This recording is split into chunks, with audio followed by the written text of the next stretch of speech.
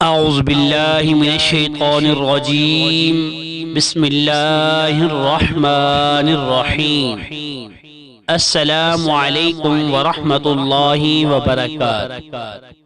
آج کی اس ویڈیو کے اندر ہم سونے کی دعا سیکھیں گے، اور جو انسان نیند میں ڈر جاتا ہے یا برا خواب دیکھتا ہے تو اس وقت جو ہے ہمیں کون سی دعا پڑھنی چاہیے، آج ہم اس ویڈیو کے اندر وہ سیکھیں گے۔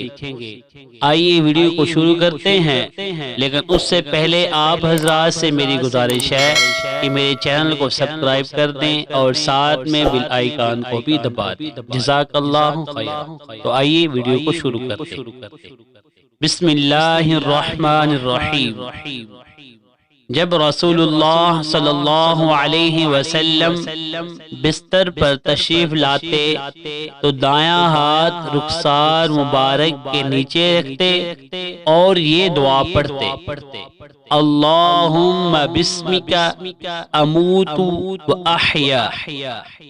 نیند میں ڈرنا یا برا خواب دیکھنا، جب انسان نیند میں ڈر جاتا ہے یا برا خواب دیکھتا ہے تو اس وقت کون سی دعا پڑھنی چاہیے؟ اعوذ بکلمات اللہ التامۃ من غضب وعقاب ومن شر عبادی ومن همزات الشیاطین وان یحضرون۔ سو کر اٹھے تو یہ دعا پڑھے۔ جب انسان سو کر اٹھتا ہے تو اس وقت یہ دعا پڑھنی چاہیے: الحمدللہ الذی احیانا بعدما اماتنا والیہ النشور۔